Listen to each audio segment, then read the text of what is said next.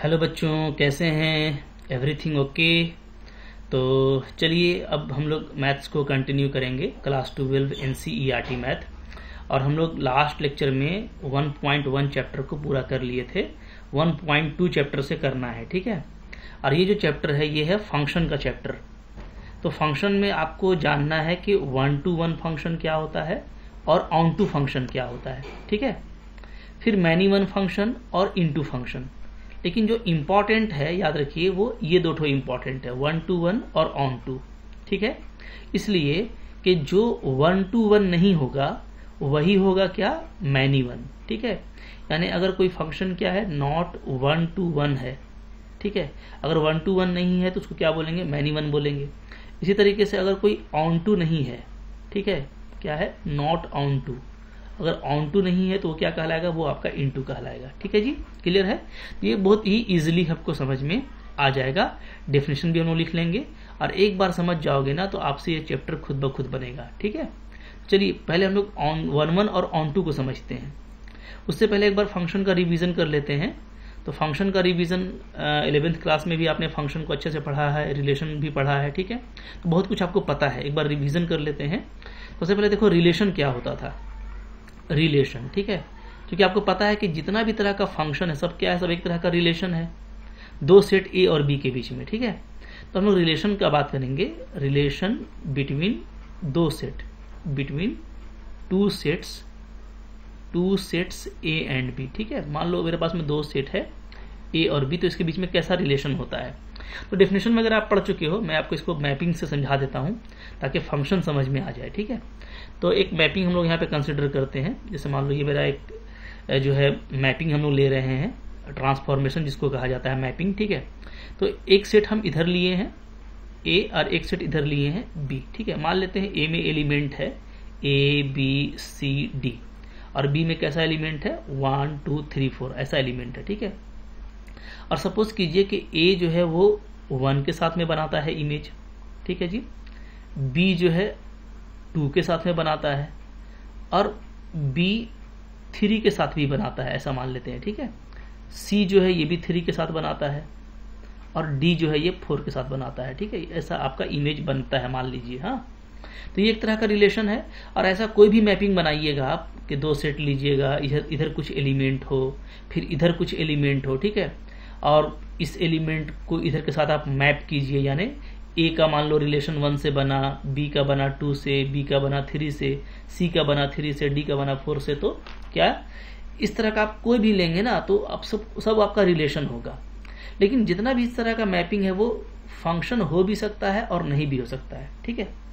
जैसे यहाँ पे देखो, यहाँ पे ये फंक्शन नहीं है, रिलेशन तो है, क्या है, but it is not function, it is not function. ये क्या है, ये आपका फंक्शन नहीं है। क्यों फंक्शन नहीं है?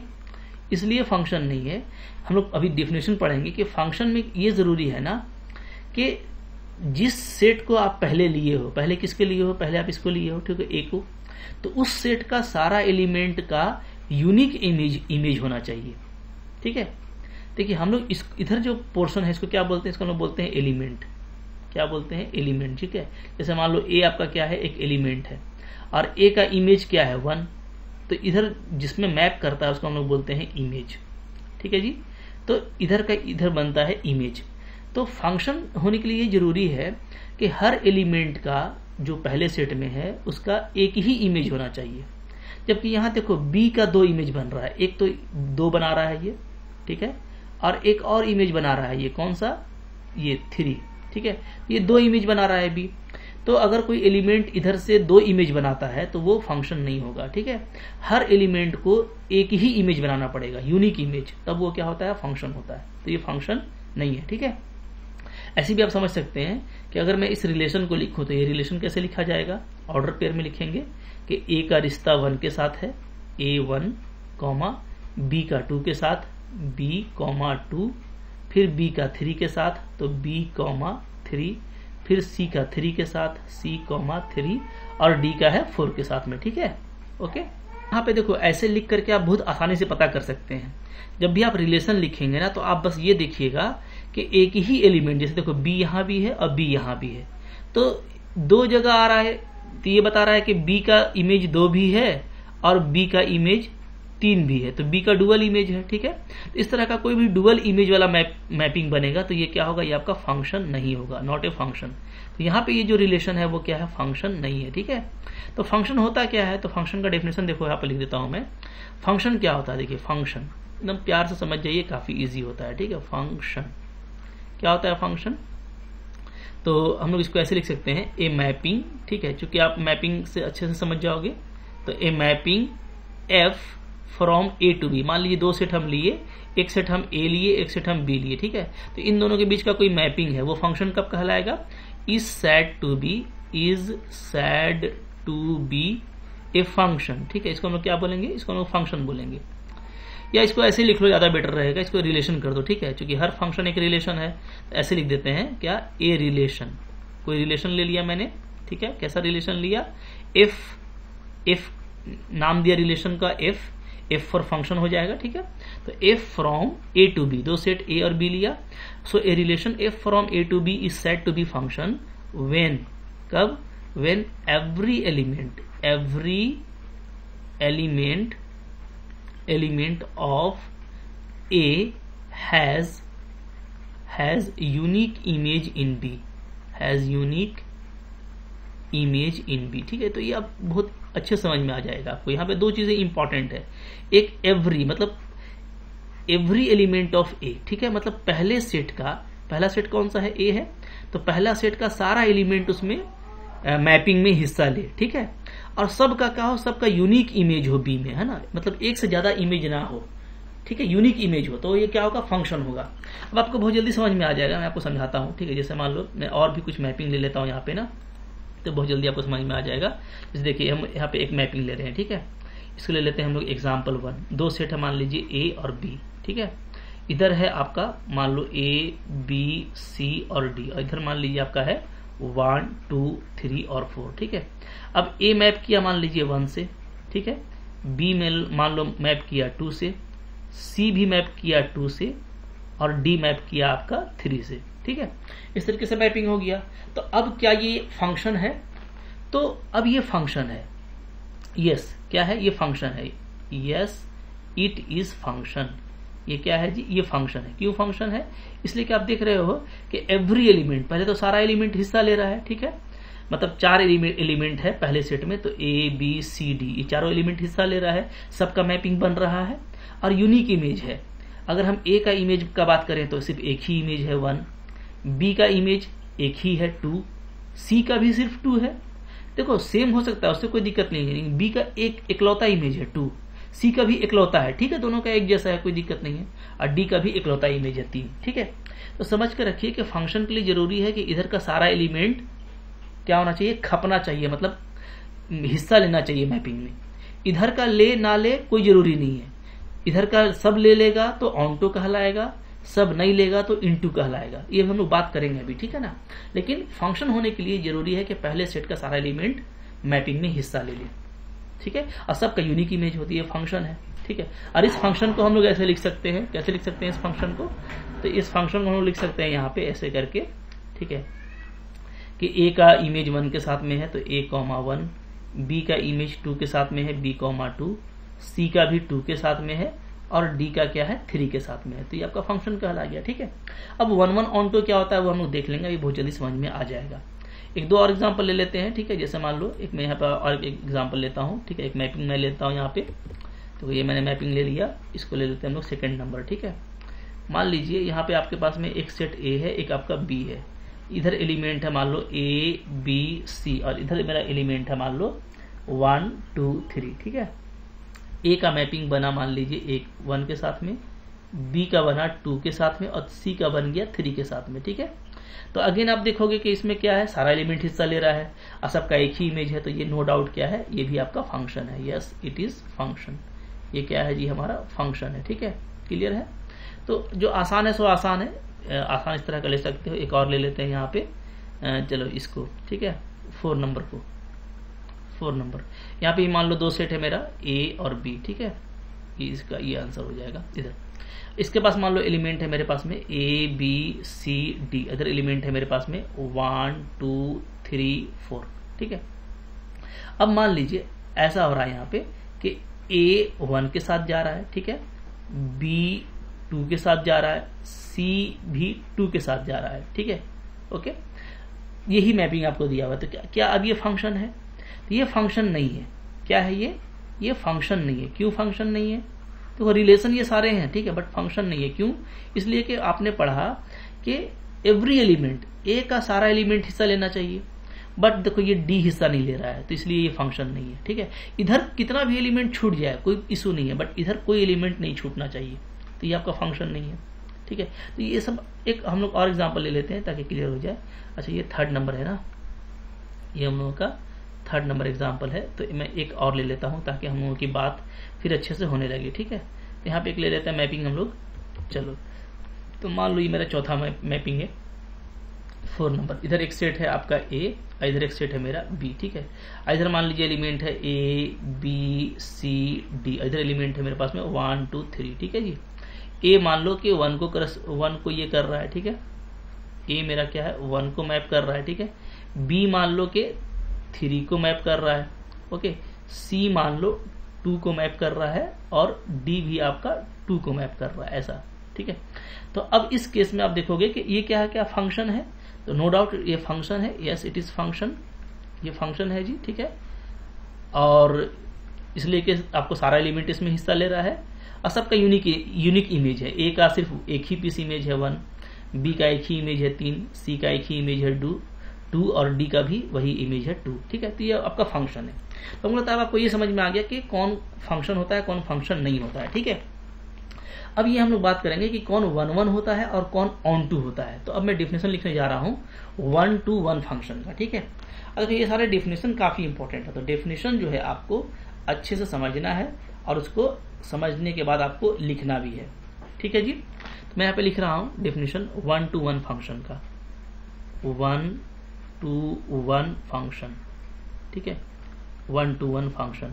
इसको आप शॉर्ट में ऐसे भी बोल सकते हो 1 to 1 करस्पॉन्ड, ठीक। जैसे इसका नाम है ना, तो इसको देखना पहचानना काफी आसान है, ठीक है, करस्पॉन्ड, ठीक है। तो 1 to 1 फंक्शन क्या होता है? 1 to 1 फंक्शन, ठीक है। इसका डेफिनेशन लिखेंगे और समझाएंगे भी, बहुत इजी हो जाएगा। जैसे मैं अगर डेफिनेशन लिखूं तो ऐसे लिखेंगे, ए फंक्शन, मान लीजिए मैं कोई फंक्शन ले लेता हूं, ए फंक्शन कैसा, f from set A to set B, right, is 1 to 1। ये फंक्शन क्या होगा? 1 to 1 होगा। कब होगा? इफ, जब क्या हो, image of distinct element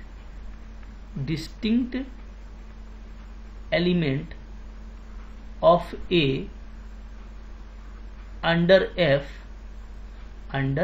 F R distinct, ठीक है। देखिए बात बहुत अच्छे से समझाया है आपको। क्या बोल रहा है कि 1 to 1 फंक्शन क्या है, बात समझिए। यहाँ पे 1 to 1 फंक्शन ये है, ठीक है, कि अगर आप कोई मैपिंग लेते हो ना इस तरह का, ठीक है, ए और बी के बीच में, तो क्या होना चाहिए? तो बोलता है image of distinct element of A. तो ए का जो अलग अलग एलिमेंट है उसका जो इमेज होगा वो एफ के अंडर में अलग अलग होना चाहिए, अलग अलग। बात समझ में आ रही है? अब देखो जैसा इसमें इसका नाम है 1 to 1, मैंने एक एलिमेंट ए का उसका इमेज बी में कोई एक हो, ठीक है, फिर वो इमेज फिर किसी दूसरे एलिमेंट का ना हो, ठीक है। मतलब डिस्टिंक्ट एलिमेंट, अगर आप ए का अलग अलग एलिमेंट लेते हैं तो उसका इमेज भी क्या हो, हमको अलग अलग मिले। मतलब आप ये तो देख रहे थे फंक्शन में ना कि एक एलिमेंट का दो ही, जैसे आप यहाँ पे देखो, एकदम एग्जांपल समझ में आ जाएगी काफी अच्छे से। यहाँ पे आप देखिए, यहाँ पे आप देख रहे हैं कि बी और सी इन दोनों का एक ही एलिमेंट है। कौन? ये दो, ठीक है, दोनों का सेम एलिमेंट है। तो ये 1 1 करस्पॉन्ड नहीं है, ये 1 to 1 फंक्शन नहीं है, ठीक है। क्यों? इसलिए कि इधर अलग अलग दो एलिमेंट लिए बी और सी, बट दोनों का अलग अलग इमेज नहीं है। जबकि क्या बोल रहा है कि अगर आप अलग अलग एलिमेंट लेंगे तो उसका अलग अलग इमेज मिलना चाहिए, ठीक है। मतलब समझने में काफी इजी है। अगर ये फिगर दिया हुआ तो देख के लग रहा है कि ये एक जगह क्या है, एक से बेसी लाइन आकर के जमा हो गया, तो ये मैनी वन है। तो क्या है ये फंक्शन? ये 1 1 नहीं है, तो 1 1 नहीं है तो मैनी वन कहला जाएगा, ठीक है। तो 1 1 का डेफिनेशन देखो ये हो गया। अगर आप मैनी वन का लिखना चाहते हो तो यहाँ पे लिख सकता है डेफिनेशन इस तरह से बन जाएगा, ठीक है। मैनी वन क्या हो जाएगा, मैनी वन फंक्शन, ठीक है। तो मैनी वन फंक्शन को आप बहुत आसानी से ऐसे लिख सकते हैं, कैसे, ए फंक्शन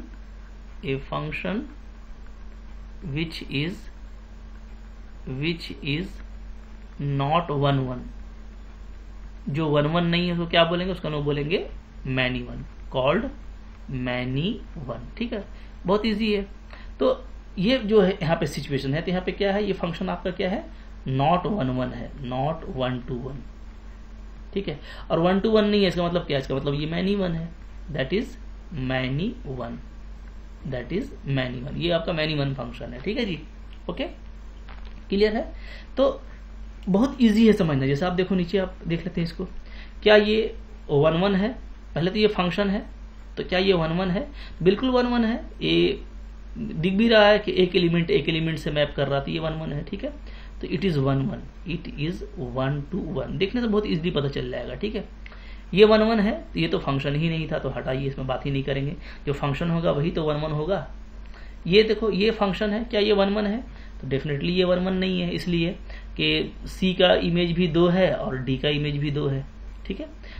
तो लाइन 1 to 1 नहीं है, तो ये क्या हो गया आपका not one one, not 1 to 1 function, यानी ये क्या है, ये आपका मैनी वन है, मैनी वन, ठीक है, क्लियर है। अच्छा, अब देखो यहाँ पे एक चीज है कि ये तो हो गया वन वन के बारे में, ठीक है, कि कौन वन वन है, कौन आपका वन वन नहीं है, यानी कौन मैनी वन है, ठीक है। अब इसी तरीके से इसको अगर आप डेफिनेशन में लिखोगे ना, तो कैसे लिख सकते हैं, यहाँ पे जो वन वन का डेफिनेशन आया कि क्या होना चाहिए, ए के यानी पहले सेट का जो है डिस्टिंक्ट एलिमेंट का दूसरे सेट में अलग अलग इमेज होना चाहिए।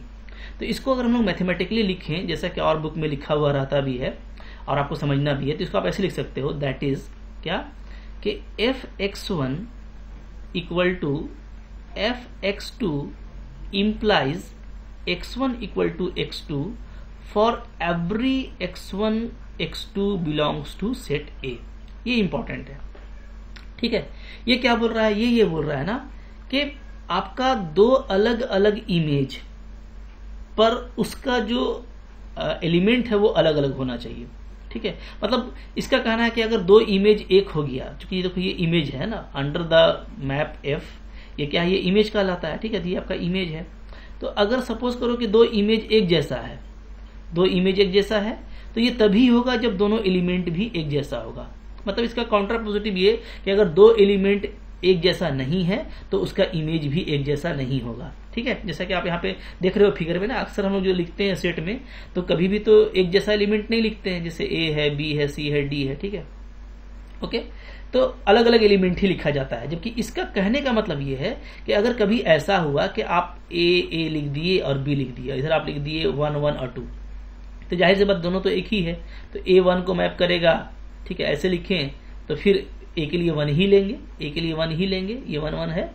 अब बी के लिए क्या लेंगे, 2 लेंगे। तो हालांकि ये इसका मतलब ये है सिंपली कि इधर ए बी है और इधर क्या है, इधर 1 2 है, ठीक है। कभी भी सेट में ऐसे लिखा नहीं जाता है, लेकिन ये बोल यही रहा है कि अगर 2 इमेज कभी एक हो गया, जैसे यहाँ पे देखो 2 इमेज आपका क्या है, सेम है 1 1, तो अगर 2 इमेज अगर एक ही जैसा आप ले लिए या 2 इमेज अगर आपस में बराबर हुआ, तो ये तभी होगा जब दोनों एलिमेंट भी आपस में बराबर हो। मतलब सिंपल ये कहना है इसका कि 1 1 करस्पॉन्ड होगा, ठीक है जी। तो ये डेफिनेशन बहुत इंपॉर्टेंट है, इसको आपको अच्छे से याद कर लेना है, क्योंकि हम इसका यूज करेंगे। अगर f(x1) और f(x2) आपने लिया, ठीक है, और यहां से आपका x1 इक्वल टू x2 आ गया, तो ये क्या हो गया, ये डेफिनेटली 1 1 होगा, याद रखिएगा, ठीक है जी, क्लियर है। ये क्या होगा, ये आपका 1 1 मैपिंग होगा, 1 1 फंक्शन होगा। तो ये भी काफी इंपॉर्टेंट है, इसको हमको याद रखना है, इसका हम लोग काफी यूज करने वाले हैं, ठीक है। और सबसे ज्यादा इंपॉर्टेंट होता है समझना, क्योंकि अगर 1 1 नहीं होगा तो हम लोग क्या करेंगे, हम लोग बस कुछ एग्जाम्पल ऐसा ढूंढ के लाएंगे कि भाई 2 एलिमेंट है और उसका इमेज एक ही है, तो वहां पे वो फेल हो जाएगा। तो अभी क्वेश्चन करेंगे तो ज्यादा क्लैरिटी आ जाएगा, बट ये डेफिनेशन भी आपको अच्छे से याद रखना है, ठीक है। चलिए अब आते हैं ऑन टू की तरफ। ऑन टू फंक्शन क्या होता है, ठीक है, बहुत ही इंपॉर्टेंट है, वेरी इंपॉर्टेंट। तो यहाँ पे अब देखो मैं लिखने जा रहा हूँ ऑन टू के बारे में। ऑन टू फंक्शन क्या होता है, ये सब डेफिनेशन को अच्छे से याद कर लीजिएगा, ठीक है, बहुत इंपॉर्टेंट है, और डेफिनेशन को आपको लिख भी लेना है, ठीक है जी।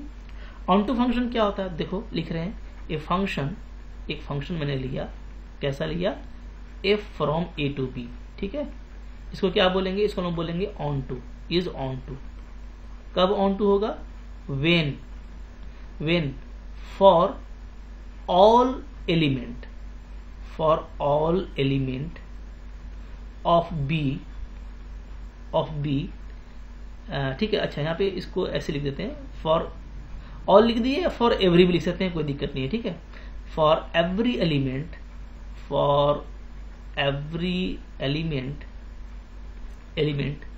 y belongs to b, there exists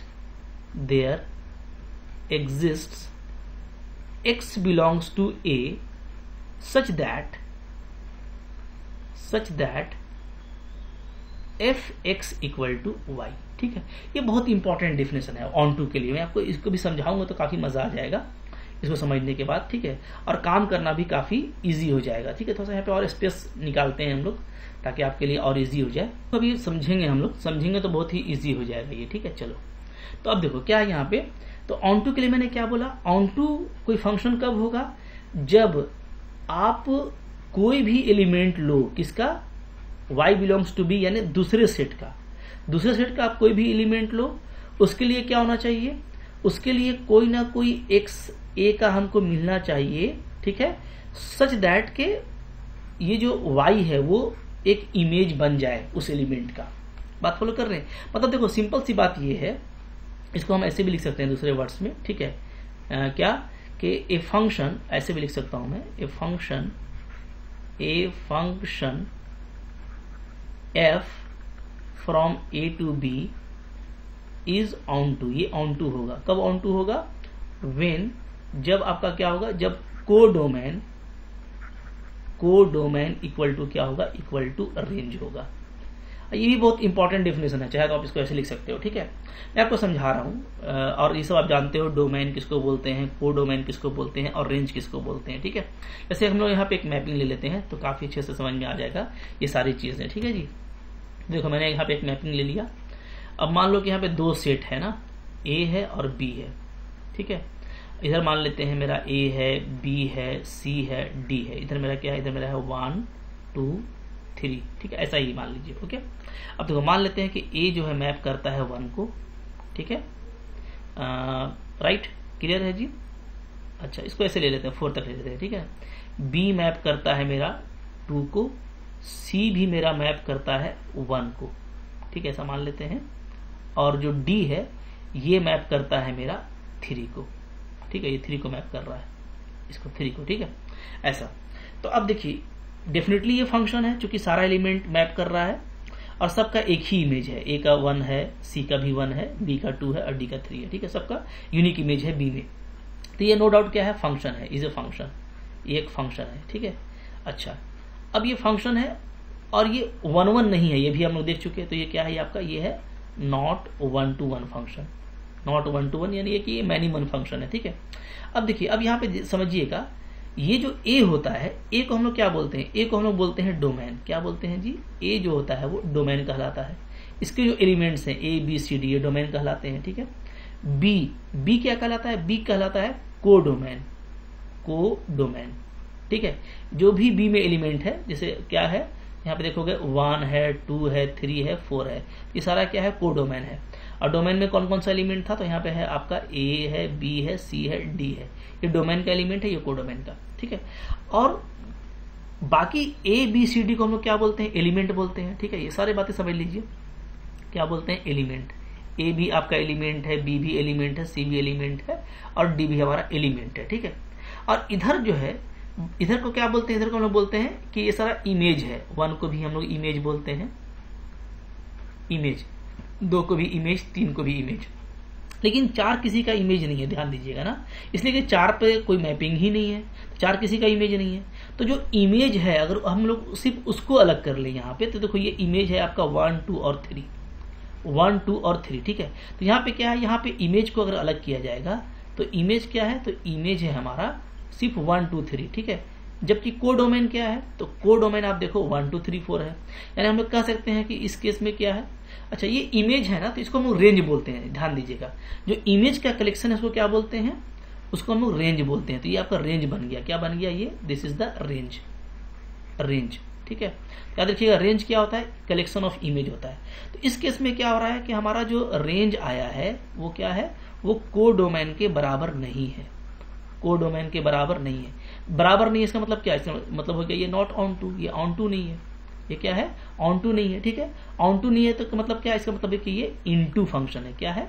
into. तो समझ के रखिएगा बात को, ठीक है। क्या समझ के रखिएगा कि अगर आप रेंज ऐसे निकालते हो और कोडोमेन के इक्वल नहीं आता है तो वो ऑन टू नहीं होगा। हाँ, इक्वल आ जाता तो वो क्या होता? तो वो ऑन टू होता, ठीक है। और ऐसे भी इसको हम लोग बोल सकते हैं, अगर आपके पास में मैपिंग है तो मैपिंग देख के तो बहुत बिंदास तरीके से बोल दोगे, ठीक है, कि भाई 4 हिस्सा नहीं ले रहा है इसलिए ये ऑन टू नहीं है। सारा एलिमेंट हिस्सा ले लेता तो ये ऑन टू होता। चूंकि देखो, चूंकि इधर का सारा एलिमेंट तो हिस्सा लेगा ही लेगा पहला सेट का, चूंकि ये फंक्शन है। फंक्शन में सब एलिमेंट को हिस्सा लेना जरूरी है बाय द डेफिनेशन। हाँ, लेकिन इधर का अगर सब ले लेगा तो ऑन टू कहलाएगा और सब नहीं लेगा तो इनटू कहलाएगा। जैसे यहाँ पे सिर्फ 1 2 3 यही हिस्सा लिया है तो ये इनटू है, और 4 भी ले लेता तो क्या हो जाता? ये ऑन टू हो जाता, ठीक है। इसी को देखो, इस बात को समझो। अब ये क्या लिखा हुआ है? ये लिखा हुआ है कि कोई फंक्शन है f from a to b, उसको हम लोग ऑन टू बोलेंगे। कब बोलेंगे? जब एवरी एलिमेंट ऑफ b ऐसा हो कि उसके लिए a के पास में भी एलिमेंट हो, ठीक है। यही बोल रहा है ना, मतलब b का सारा एलिमेंट के लिए a के पास में भी एलिमेंट हो। बट यहां देखिए, यहां क्या है? यहां 4 के लिए कोई एलिमेंट नहीं है a के पास, ठीक है। 1 के लिए एलिमेंट है a है और c है, 2 के लिए एलिमेंट है b, 3 के लिए एलिमेंट है d, लेकिन 4 के लिए कोई भी एलिमेंट नहीं है। इसीलिए हम लोग क्या बोल रहे हैं कि ये हमारा ऑन टू नहीं है। इस डेफिनेशन का ये मतलब है कि फंक्शन a टू b आपका ऑन टू होगा जब b के सारे एलिमेंट के लिए a के पास में एलिमेंट होना चाहिए, ठीक है। तो इसको थोड़ा ढंग से और बोलिएगा तो इसको तो कि हम इमेज बोलते हैं, ठीक है। ओके, मेरा 3 क्या कहलाता है? 3 मेरा कहलाता है इमेज। क्या कहलाता है जी? ये हमारा कहलाता है इमेज, ठीक है। तो इमेज का प्री इमेज कहेंगे। अगर पहले आप इमेज का नाम लोगे तो फिर क्या बोलोगे कि 3 इमेज है और 3 का प्री इमेज कौन है? d, ठीक है। ये क्या है? ये प्री इमेज ऑफ 3 है। प्री इमेज ऑफ 3 का प्री इमेज। तो अगर आप इधर से इधर बोलिएगा ना, मतलब अगर आप लेफ्ट टू राइट बोलिएगा, ठीक है, तो लेफ्ट टू राइट में इधर a है इधर b है, तो हम लोग क्या बोलेंगे? तो हम लोग बोलेंगे कि इधर एलिमेंट है और इधर इसका क्या है? इधर इसका इमेज है, ठीक है। सब मैथमेटिकल बात टर्म है, याद कर लीजिए। क्या बोलेंगे? इधर एलिमेंट है इधर इसका इमेज है। लेकिन जब उल्टा बात करेंगे तो क्या बोलेंगे कि इधर इमेज है और इस इमेज के लिए इधर प्री इमेज है। इधर क्या है? प्री इमेज है, ठीक है। तो यहाँ पे सिंपल सा बात है कि b के हर एलिमेंट के लिए प्री इमेज होना चाहिए। तो बहुत कुछ समझा दिया मैंने आपको, अब आपको दिक्कत नहीं होगा, ठीक है। और हम लोग ये कोडोमेन रेंज वाला काम भी करते चलेंगे। तो सारा डेफिनेशन आपको नोट डाउन कर लेना है और समझ के रखना है, यही हम लोग का मोटिव है। क्वेश्चन करेंगे तो क्लैरिटी आएगा। अब एग्जाम्पल पे आ जाओ। अब आ जाओ भाई ये एग्जाम्पल पे, जो हम लोग का मेन एग्जाम्पल था उसको देखने वाले हैं, ठीक है। एग्जाम्पल जैसे फर्स्ट ये जो एग्जाम्पल है, ठीक है, यहाँ पे चाहे तो आपको फोटो दे देगा और या तो आपको इस तरह का फंक्शन दे देगा। तो फंक्शन देख के हम लोग ये पहचान लिए कि चूंकि जितना भी एलिमेंट है, चारों एलिमेंट हिस्सा ले रहा है, a b c d, ठीक है, और सबका एक एक इमेज है, ठीक है, यूनिक इमेज है, तो ये क्या है? फंक्शन है। अब ये फंक्शन है बट ये दिख रहा है कि b का इमेज भी 2 है, c का इमेज भी 2 है, ठीक है। तो अलग अलग एलिमेंट के लिए अलग अलग इमेज नहीं है, इसलिए ये क्या है? नॉट 1 1 है, मैनी 1 है। अब यहाँ पे ये भी देख करके आप पता कर सकते हैं कि ये क्या है? ये आपका नॉट ऑन टू है। क्या है? Not onto. क्यों जी? इसलिए कि ये 4 हिस्सा नहीं ले रहा, इस 4 का कोई प्री इमेज नहीं है, ठीक है। तो यानी ये क्या है? ये आपका इनटू है। तो अब सारा प्रॉपर्टी खुल के आ गया कि ये एक फंक्शन था, और कैसा फंक्शन? तो मैनी 1 और इनटू फंक्शन। ये मैनी 1 और इनटू है, क्योंकि ये 1 1 भी नहीं था और ऑन टू भी नहीं था, ठीक है। अब बढ़ते जाइए, अब आपका समझ में आपको आ गया है, मैं पूरी बता रहा हूं। ये भी फंक्शन है और डेफिनेटली ये 1 1 फंक्शन है, दिख भी रहा है तो, ठीक है। अंधा भी बता देगा, ऐसा बोल सकते हैं, है कि नहीं? ठीक है, कि भाई सीधा सीधा दिख रहा है तो ये 1 1 है, तो ये 1 1 है। और ये क्या है? ये नो डाउट ऑन टू भी है, इट इज ऑन टू। क्या है? ऑन टू भी है। क्यों? इसलिए कि सारा एलिमेंट हिस्सा ले रहा है, इधर भी। इधर तो लेना जरूरी है, इधर का तो बात ही नहीं करना है, नहीं लेगा तो फंक्शन ही नहीं होगा। जैसे कि यहाँ का एग्जाम्पल देख लीजिए, जहां इधर का हिस्सा नहीं लिया तो वो फंक्शन ही नहीं है। बट जब फंक्शन हो जाएगा तब आप वो 1-1 फंक्शन है या ऑनटो फंक्शन है इसको बात करेंगे। तो अब आप इधर देखेंगे तो अगर इधर सारा हिस्सा ले लिया है तो ये ऑनटो है, नो डाउट। ठीक है, क्लियर है। अच्छा, अब देखो, अब यहाँ पे जैसे इसको भी देख सकते हैं आप कि यहाँ पे तो दिख रहा था कि फंक्शन तो है डेफिनेटली, और दिख रहा है कि ये 1-1 नहीं जा रहा है, तो ये नॉट 1-1 यानी मैनी 1 है। अच्छा, बट ये क्या है, बट ये ऑन टू है। ठीक है, चूंकि सारा एलिमेंट हिस्सा लिया है तो ये क्या है, it is onto, it is onto, ये आपका ऑन टू फंक्शन है। तो ये फंक्शन कैसा है, तो ये फंक्शन है मैनी 1 ऑन टू। ठीक है, अगर हम लोग प्रॉपर्टी निकालें तो ये मैनी 1 और ऑन टू फंक्शन है। तो अब ऐसे मत रटिएगा ना, जैसे ऊपर आपको लग रहा था कि अरे 1-1 नहीं है तो ऑन टू भी नहीं है, ऐसा नहीं। हर तरह का फंक्शन हो सकता है। जैसे देखो यहाँ पे ये 1-1 नहीं है लेकिन ऑन टू है, तो ये मैनी 1 ऑन टू हुआ। ठीक है, यहाँ पे ये 1-1 ऑन टू था, और यहाँ पे क्या था, ना 1-1 था ना ऑन टू था, यानी मैनी 1 और इनटू था। ठीक है, तो अब अलग अलग सिचुएशन में अलग अलग होता है। सिर्फ डोमेन और को डोमेन बदलने से भी बात चेंज हो जाएगी। मैंने जो बातें बताई हैं सबको रट लो।